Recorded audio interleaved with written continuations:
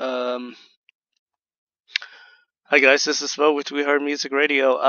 So this is my second attempt at recording a video for gameplay for this game called Sword Legacy Omen. Like I said, this is my second time doing it. The first time I actually screwed up and the recording automatically stopped when you hit your desktop. I guess it only records video game or game footage only, which is kind of annoying. Um, anyway, so yeah, Sword Legacy Omen. I think this game's developed by a small team in Brazil. It's not a very long game. It's gonna set you back about 4 to 6 hours, and I did beat it within like maybe 4 or 5 hours. And it's for the price, I'm not going to complain about it. I think I spent less than $20 on this game, so for the price, for the same price, you can get like a 2-hour movie, and that only lasts you about 2 hours, and you can't really replay the game or anything like that.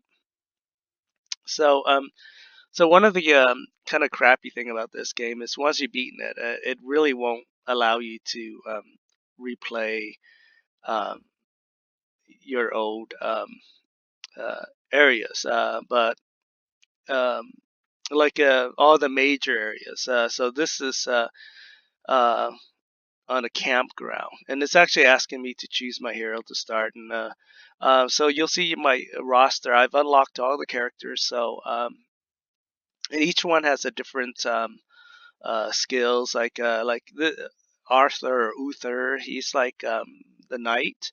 He's probably the best like fighter, or just he also has a shield, which is great for blocking.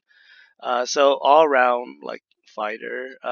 If you really like fighting, the berserker down here, Fergus, all he does is you know uh, big giant swings and multiple targets, and I don't love playing him.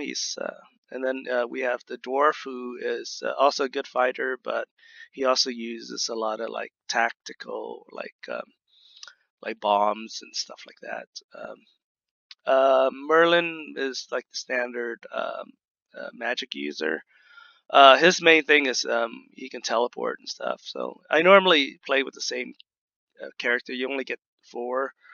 Um, but if you use the archer, he has a skill that can bring an animal companion to the game, so you can have basically five controllable characters. This is the thief. This is the lancer. He's also a fighter, but his reach is a little better than most of these other fighters.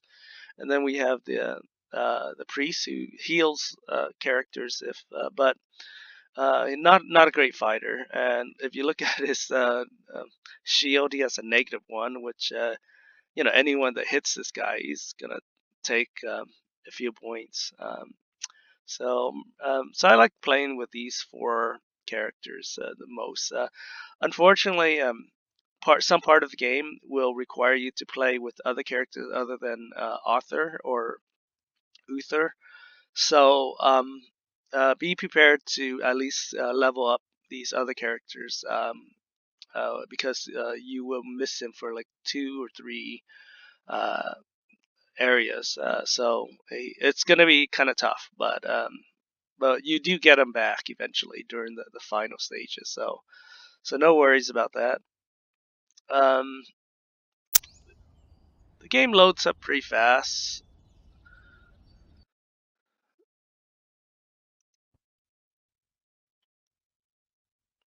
Um, so it looks like, what is this glow here?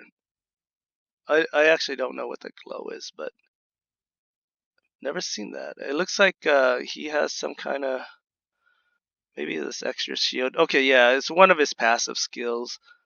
Um, all right, so you can pick um, who to start with. I normally like to use the archer because I like to bring the wolf into play. And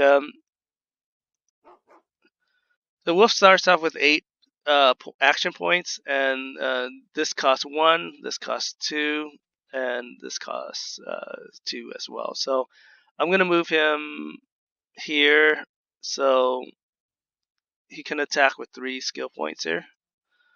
And then he'll have another attack turn for... Okay. By the way, I've already beaten the game, so all my characters are kind of maxed out. So these villains here, it's not going to provide much of a challenge because, I mean, I'm at the end point of the game. So with the archer, he can pretty much attack any of this yellow area. So his reach is pretty far. I am gonna actually, I'm gonna use the thief. She has 10 action points, and my favorite skills. Oh crap! I did not mean that. My favorite thing is this skill, the flurry, which will hit them until she misses. And what that means is she's gonna kill this guy basically.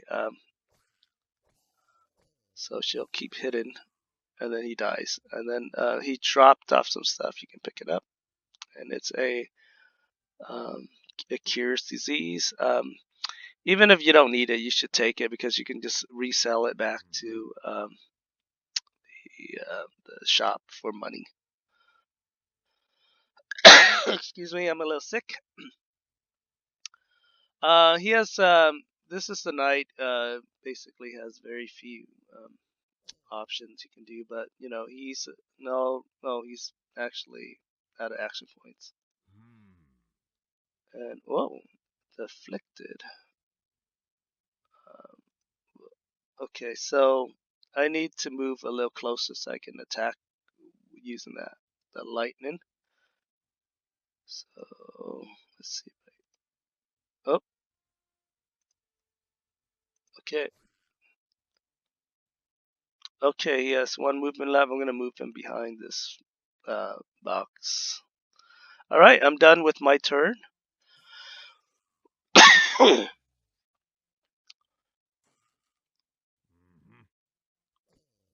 Oh, he has a counterattack, so he chance of counterattack. So somebody attacks the knight, he has a passive ability to counterattack, and that's down here.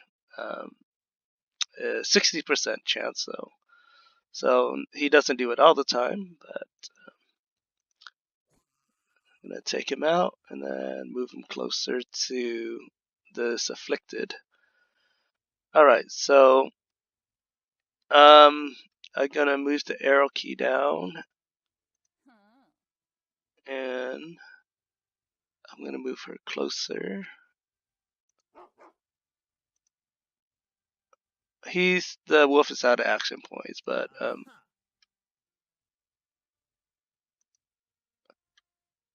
see.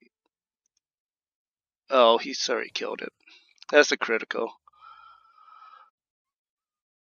Okay, once you've beaten uh, the villains, you're back to your explorer mode, which you can pick up all the uh, these are all random, and like I said, I usually take whatever I can get, and then if you don't need it, you can always sell it back to the blacksmith and then make more money. And that's pretty much it. And then this is the exit. Sorry. So I didn't, like I said, I'm at the end point of the game, so they're not gonna reward me with more points or anything like that. All right, we'll take a look at the map here. So you do start off in this area here, and then you can see your these are all like basically movements on the board, and then before you get to these are the two later stages, which are really hard. But before you do that, you have to go to this island here, and then you have to play against you have to fight a dragon, which was really tough. And that was probably one of the most challenging uh, spot is here. Um, once you beat the dragon, you do continue your journey onto this area here, which is also hard. I had to reload this a few times, and then eventually you get to the final castle. I'm going to tell you that you do lose Arthur in this area here, so basically you don't get to play, or maybe this area here. It's been a while.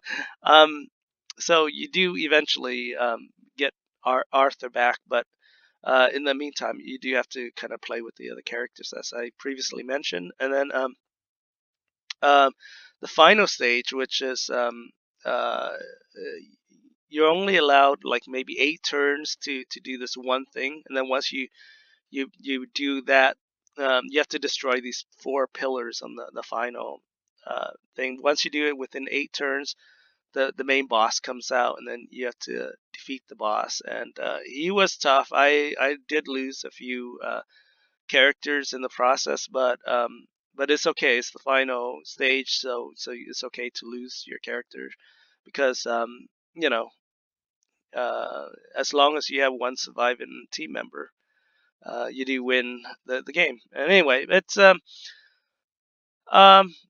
uh, this is a really fun game. If you like this kind of strategy tactics kind of game, if you like Banner's Saga, it's very similar. Um, this is probably more tactical than the Banner Saga. Um, what else? Yeah, I mean, I'm kind of interested in a part two or maybe an expansion to give even more game. Unfortunately, I don't believe the developer is going to continue. I don't. I actually don't know anything about this developer. Like I said, I think they're based out of Brazil or something. So, but if they do, I might check out the sequel, whatever. It's you know, another 4 hours. As long as I can keep it like $20, I think is perfect. All right, I'm gonna stop this recording now.